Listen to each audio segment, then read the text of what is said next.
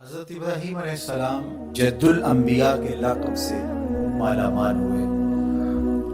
شرف، عزتیں، مقامات رفیع، خلت الہیہ کا تاج آپ کا مقصود ہوا۔ لیکن تاریخ دیکھیے کہ جس ماحول میں آنکھ کھولتے ہیں وہاں چاروں طرف کفر ہی کفر پھیلا ہوا دکھائی دیتا ہے۔ جب یہ بڑے ہوئے، بلوغت کے قریب پہنچے تو لوگ بتوں کے آگے آسن مارے بیٹھے تھے، ان کے سامنے دست بستہ حاضر تھے اور دیر تک ان کی پوجا پاٹ کرتے تھے۔ وہ ایک میلے پہ جاتے تھے، سال میں 2 دفعہ شہر سے باہر ایک کشادہ میدان میں میلہ ٹھیلا کرتے تھے، اور جب 3 دن کے بعد واپس پلٹتے تو سب سے پہلے بت خانے میں ہی آتے اور بتوں کو سلام کرنے کے بعد پھر گھروں میں پلٹتے۔ یہ ان کا مزاج تھا۔ اب وہ میلہ دیکھنے گئے۔ حضرت ابراہیم علیہ السلام نے ہاتھ میں کلہاڑا پکڑا اور ان کے بڑے معبد، بڑے بت خانے کا رخ کیا، اور توحید کا واحد علم بردار ان بتوں پہ ٹوٹ پڑا۔ فجعلہم جزازا، ٹکڑے ٹکڑے کر کے رکھ دیا، لیکن بڑے کو چھوڑ دیا اور کلہاڑا اس کے کندھے پہ رکھ دیا۔ 3 دن کے بعد جو واپس پلٹے تو سب سے پہلے وہ معبد میں جاتے تھے۔ جب جا کے دیکھا تو خداؤں کا تیا پانچا ہوا پڑا ہے، سر پہ ہاتھ رکھ لیا، رونے لگے۔ ہمارے ان خداؤں کے ساتھ یہ کس نے سلوک کیا؟ ہائے، یہ خدا بھی مر گیا، یہ خدا بھی مر گیا، یہ بھی مر گیا، اور بے بسی کی تصویر بنی۔ چیخو پکار پڑ گئی، شاہی دربار تک چیخیں پہنچی۔ سارے آیان سلطنت کرسیاں بچھائے بیٹھ کے سوچ بچار کرنے لگے، یہ کیا ہوا؟ من فعل ھذا بآلہتنا انہ لمن الظالمین، ہمارے خداؤں کے ساتھ یہ کس نے کیا؟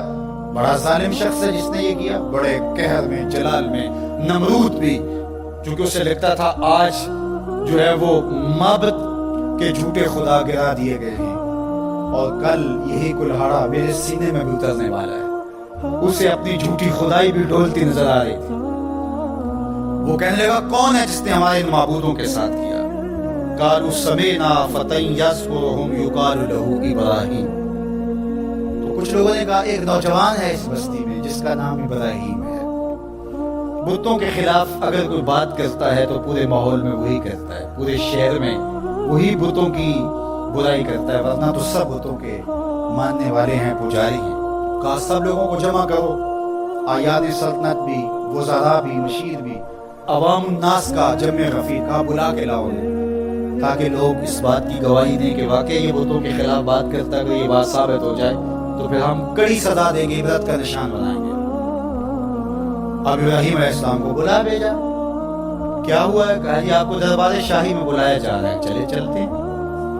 اللہ اکبر۔ توحید تو یہ ہے کہ خدا حشر میں کہہ دے یہ بندہ تو عالم سے خفا میرے لیے تھا۔ حضرت خلیل جب پہنچے تو انہوں نے جاتے ہی حملہ کیا۔ قالوا انت فعلت ھذا بآلہتنا یا ابراہیم، ہمارے ان خداؤں کے ساتھ یہ سلوک ہے ابراہیم تم نے کیا ہے؟ تو انہوں نے بڑے زور سے جب دھماکہ خیز انداز سے پوچھا تو جناب ابراہیم نے کیا جواب دیا؟ قال بل فعلہ کبیرہم، بڑے نے کیا ہوگا، اسلحہ تو اسی سے برآمد ہوا ہے نا، یہ لڑ پڑے ہوں گے، یہ کہتا ہوگا میں بڑا ہوں اور چھوٹے مانتے نہیں ہوں گے، لڑائی ہوگی تو یہ بڑا تھا، اس نے سب کو کاٹ کے رکھ دیا، پوچھ لو اس سے، کلہاڑا بھی اس کے پاس ہے۔ پھر کہا چلو یہ نہیں بتاتا، یہ نہیں بتائے گا، بڑا پاپی یہ نہیں بتائے گا، لیکن چلو ان سے پوچھ لو تمہاری ٹانگیں کس نے کاٹی، تمہارے کان کس نے توڑے، تمہاری انگلیاں کس نے توڑی، تمہارے پیٹ کو کس نے چاک کیا، تمہارے دانت کس نے توڑے، ان سے پوچھ لو، یہ درد کی بپتا سنا دیں، دکھ کی کہانی سنا لیں، ان سے پوچھ کے مقدمہ درج کر دو، FIR کاٹ لو، پھر سمجھ آ جائے گی۔ اللہ اکبر، یہ اتنی سخت کاٹ دی، اور یہ وار کلہاڑے کے وار سے بھی سخت تھا۔ قرآن کہتا ہے کہ وہ اپنے گریبان میں جھانکنے لگے۔ اللہ اکبر، اندر سے آواز آ رہی تھی، ضمیر چیخ چیخ کے کہہ رہا تھا یہ معبود ہیں، ان کو ہم اپنا حاجت روا مان رہے ہیں اور ان کو اپنی ضرورتوں کا کفیل سمجھتے ہیں اور اللہ کے مقابلے میں کھڑا کیا ہوا ہے۔ ثم نکسوا علی رؤوسہم، پھر گردنوں کو جھکا لیا۔ آنکھیں نہیں ملا سکتے تھے جناب خلیل اللہ سے۔ یہ وہی لوگ ہیں جو چند لمحوں پہلے یہ کہہ رہے تھے انت فعلت ھذا بآلہتنا یا ابراہیم، ابراہیم ہمارے خداؤں کے ساتھ یہ سلوک تم نے کیا ہے۔ یہ کر کے جو بول رہے تھے، اب قرآن کہتا ہے کہ ان کے سال گھٹنوں پہ پڑے ہوئے تھے اور بول کیا رہے تھے؟ لقد علمت ما هؤلاء ينطقون، ابراہیم تو جانتا ہے نا یہ بیچارے بولتے نہیں ہیں۔ اللہ اکبر۔ اب اسی موقع پہ اسی جگہ پہ حضرت ابراہیم کو لانا چاہتے تھے، سب کچھ کیا اس لیے تھا۔ اب جناب ابراہیم علیہ السلام کھڑے ہوئے پورے جلال کے ساتھ، پوری شان کے ساتھ، اللہ کی تائید کا جھنڈا خلیل اللہ کے ہاتھ میں ہے، پیغمبرانہ شان ہے، لہجے کے اندر جو ہے بانک پن ہے۔ قال افتعبدون من دون اللہ ما لا ينفعکم شیئا ولا یضرکم اف لکم ولما تعبدون من دون اللہ افلا تعقلون۔ آپ نے فرمایا ان کو پوچھتے ہو اللہ کے سوا جو نہ تمہیں نفع دے سکتے ہیں نہ تمہیں نقصان دے سکتے ہیں۔ پھر اتنی زوردار ضرب کہ ان کے عقیدے پاش پاش ہو کے رہ گئے۔ اف لکم، توف ہے تمہارے اوپر، افسوس ہے تمہارے اوپر، وَلِمَا تَعْبُدُونَ مِن دُونِ اللَّهِ، اور ان پر بھی افسوس جن کو تم پوچھتے ہو، تمہارے میں عقل نہیں ہے؟ اللہ اکبر۔ اب کوئی دلیل آگے موجود نہیں تھی، اور جب دلیلیں ساکت ہو جائیں تو پھر لوگ جو ہیں وہ دوسرے انداز میں اتر آتے ہیں۔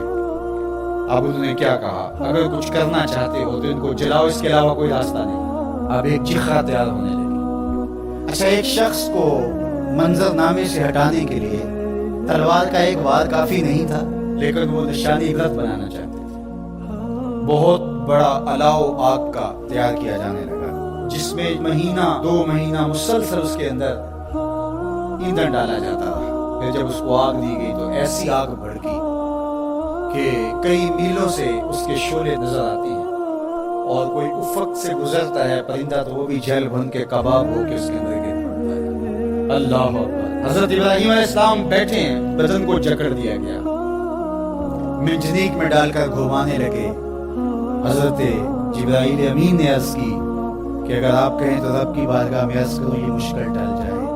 کہا مجھے آپ کی کوئی حاجت نہیں۔ تو کہا پھر آپ ہی تو واحد نشان ہیں توحید کا اس دنیا کے اوپر، تو آپ اللہ سے خود ہی عرض کر لیجئے۔ کہا مجھے ایک بات بتاؤ کہ ان کافروں کے دل میں کس نے ڈالا کہ مجھے جلایا جائے؟ کہا رب جلیل نے۔ کہا اگر جلیل کی یہ مرضی ہے تو خلیل کی بھی یہی مرضی۔ جے سونا میرے دکھ وچ راضی، جے سونا میرے دکھ وچ راضی تے میں سکھ نو چلے ڈاواں۔ اگر رب کی یہ مرضی ہے تو اس کے عبد کی بھی یہی مرضی ہے۔ اللہ اکبر۔ اب جب منجنیق کو گھما کر کے آگ میں ڈالا جانے لگا تو کارکنان قضاء و قدر کی چیخیں نکل گئی۔ حوران بہشتی نیچے جھک جھک کے دیکھ رہی تھی، مالک قیامت آنے والی۔ کہا میری قدرت کے رنگ دیکھو، فانوس بن کے جس کی حفاظت ہوا کرے، وہ شمع کیا بجھے جسے روشن خدا کرے۔ تو فرمان رب آگ کے نام آتا ہے، قلنا یا نارو کونی بردم و سلاما علی ابراہیم۔ ہم نے کہا آگ میرے ابراہیم پر سلامتی کی ٹھنڈی ہو جائے، اتنی بھی ٹھنڈی نہ ہونا کہ میرے خلیل کو سردی لگنے لگ جائے۔ 40 یا 50 دن تک اس آگ کے اندر رہے، آگ بجھنے نہیں پا رہی تھی، اتنا بڑا الاؤ تھا، باہر آگ جل رہی تھی، اندر نسیم جنت کی بہاریں تھیں۔ جب آگ بجھنے لگی اور جب اس کے شعلے اوپر سے نیچے کی طرف آنے لگے، آہستہ آہستہ آگ بجھی اور جلتے ہوئے دہکتے ہوئے انگارے ہاتھ طرف نظر آ رہے تھے۔ آپ اپنی جگہ سے نکلے اور انگاروں سے باہر یوں چل کے آئے جس طرح کوئی نازنین پھولوں پہ چل کے آتا۔